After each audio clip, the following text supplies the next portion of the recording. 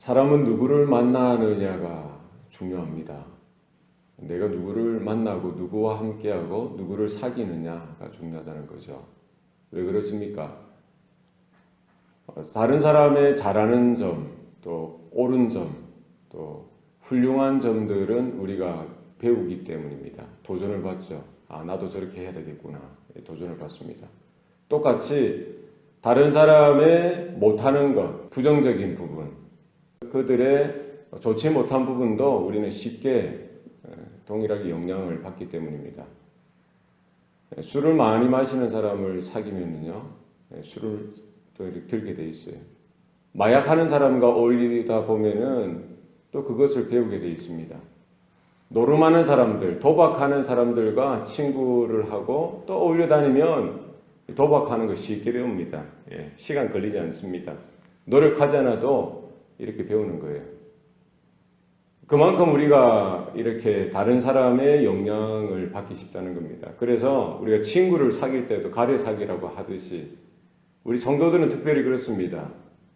물론 전도는 해야 되지만 우리가 사귀는 영적인 교제권을 늘 언제나 살펴야 됩니다. 우리 영적으로 도전받을 수 있고 우리가 좀 영적으로 좀 이렇게 도움이 될 수 있는 이런 성도들, 믿음의 동력자들을 우리가 잘 살펴야 됩니다. 그러니까 우리가 결혼은 더욱더 두말할 필요가 없는 것이죠. 성경에서 보면은 왜 그토록 믿지 않는 자와 함께 몽해를 같이 매지 말라라고 하겠습니까? 그만큼 영향을 받는다는 겁니다. 불신 결혼은 안 되는 거예요. 안 될 수밖에 없어요.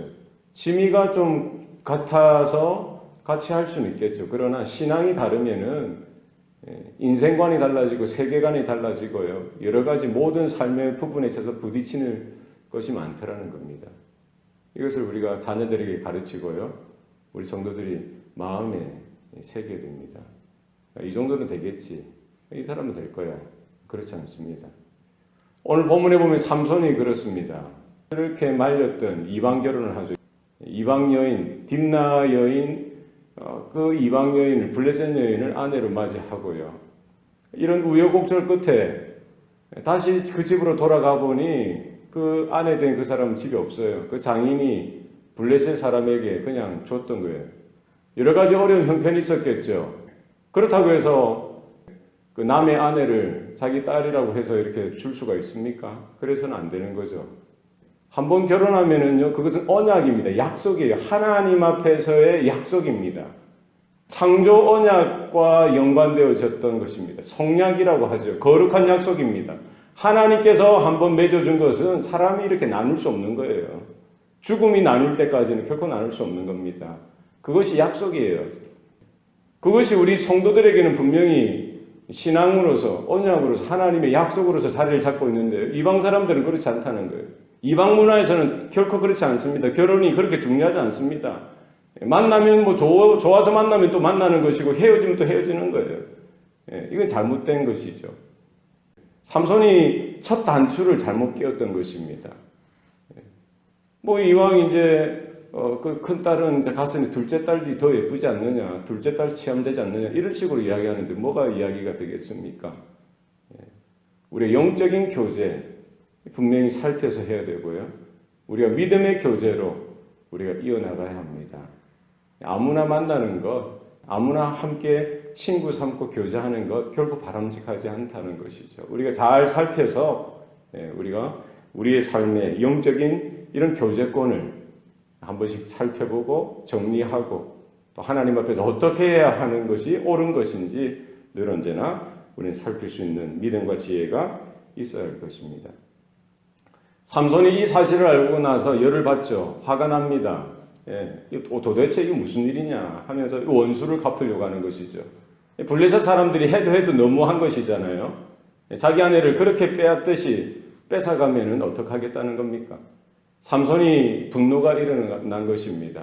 그래서 여우 300마리를 잡아서 이 두 마리씩 이렇게 꼬리를 묶어서요. 그 사이에 회를 달고 거기 이제 불을 붙여서 거기 추수 때에 놓여있던 곡식단과 아직 거둬들이지 않는 곡식과 포도원과 감람나무들을 싸그리 이제 여우들 불붙은 꼬리에 불붙은 여우들을 풀어서요 다 태우는 것이죠. 그러니까 이 블레셋 사람들이 가만히 있습니까? 나중에 알고 보니까 삼손이 했다고 하고요. 딥나 여인의 그 장인의 사우 그 삼손이라는 자가 했다는 것을 알고는요 어떻게 하죠?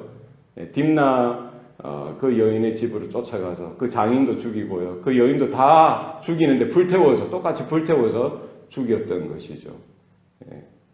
구약에 보면은요, 원수를 갚는 것을 일정 부분 정당화하고 있습니다. 눈은 눈으로, 귀는 귀로, 생명은 생명으로 갚는 것. 여기에 이제 모세율법에 나와 있기는 합니다만, 결국 원수는 또 다른 원수를 낳는 겁니다. 원한은 또 다른 원한을 낳게 되어져 있습니다. 분노는 또 다른 분노를 낳고요. 질투는 또 다른 질투를 놓게 되어 있습니다. 내가 시기하고 미워하면 또 다른 또 시기와 미움이 나타나고요. 결국 죄가 또 다른 죄를 낳는 것이고요. 이런 악의 죄의 굴레를 순환을 결코 끊지 못하는 것이 인간들이라는 것입니다.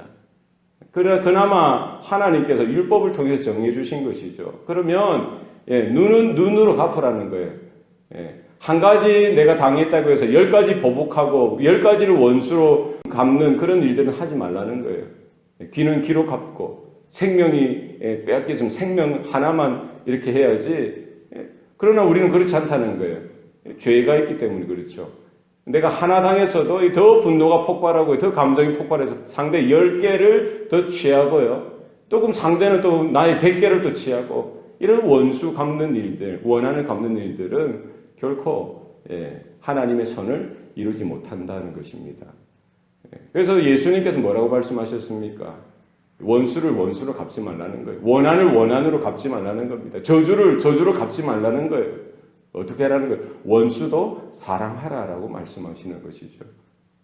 저주하느냐 오히려 축복하라고 하십니다. 상대가 욕을 하느냐 오히려 그를 위해서 기도해라고 하십니다. 결국 어떻게 이 죄의 사슬을 끊어버릴 수가 있느냐는, 악의 사슬을 끊어버릴 수 있느냐, 그건 하나님의 사랑으로 가능하다는 거예요. 하나님의 능력으로 가능하다는 겁니다. 결국 인간 사회에서 우리의 지혜로, 우리의 능력으로, 우리의 느낌이나 우리의 감정으로 하다 보면은 결국 또 다른 원한과 또 다른 원수, 또 다른 죄로 인하여 이렇게 힘들고 어렵고 더 큰 혼란과 죄악 가운데 함께 떨어지게 되는 일들이 생겨나더라는 것입니다. 우리 안에 하나님께서 은혜를 주시고 사랑을 주시고 긍휼을 베풀어 주시기를 소원합니다. 삼손이 이제 그 블레셋 사람들, 그들이 이제 군대를 일으켜서 이제 삼손을 칠 뿐만 아니라 유대 땅도 치려고 하는 것이죠. 삼손이 이제 도망을 합니다. 레위라는 곳에 그 바위 틈 속에 숨어 있는데 이제 큰 일이 났던 것입니다. 유대 사람들은 이게 무슨 영문인지, 블레셋 사람들이 군대를 이루어서요, 이제 유대 땅을 치려고 하니까 이게 무슨 일이냐 물어보는 거예요. 자초지종을 다 이야기합니다. 삼손이라는 사람 때문에 이런 일들이 벌어졌다는 거예요.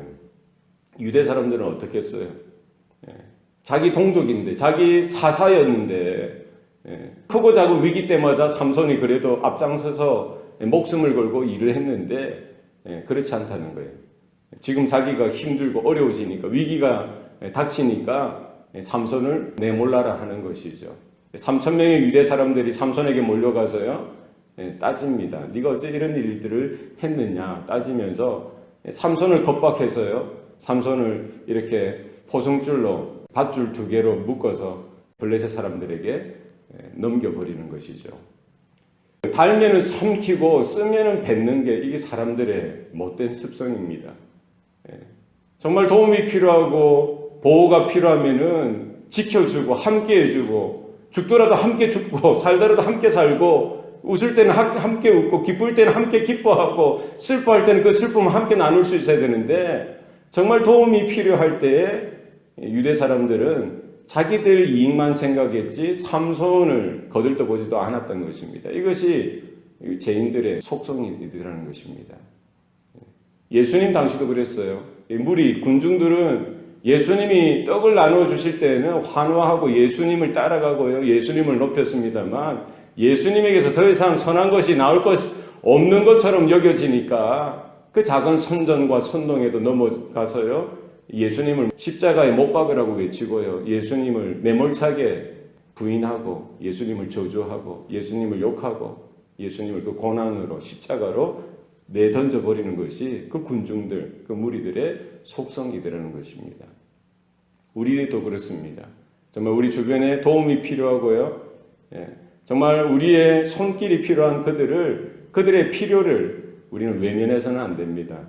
우리가 좀 힘들더라도 어렵더라도 함께 살았기 때문에 함께 죽는 그런 각오를 가지고 도움이 필요한 지체들을 우리는 함께 받아들이고 보호하고 함께 지켜가는 이런 공동체가 필요한 것입니다. 우리의 필요에 따라 우리의 이익을 쫓아서 나에게 무슨 이익이 있겠느냐 이것을 따져서 이런 하는 인간관계는 결코 바람직하지 못하다는 거예요. 하나님의 언약 가운데, 하나님의 말씀 가운데, 하나님의 뜻 가운데 우리가 성도들을 바라보고 지체들을 바라보고 사람들을 바라보고 그들의 영적인 육적인 필요들을 우리가 간파해서 우리 도와주고 함께하는 일들이 우리 가운데 있어야 할 것입니다.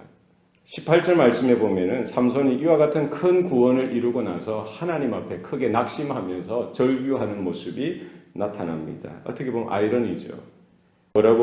뭐 때문에 그럽니까? 18절 말씀에 보면 심히 목이 말라 여호와께 부르짖습니다.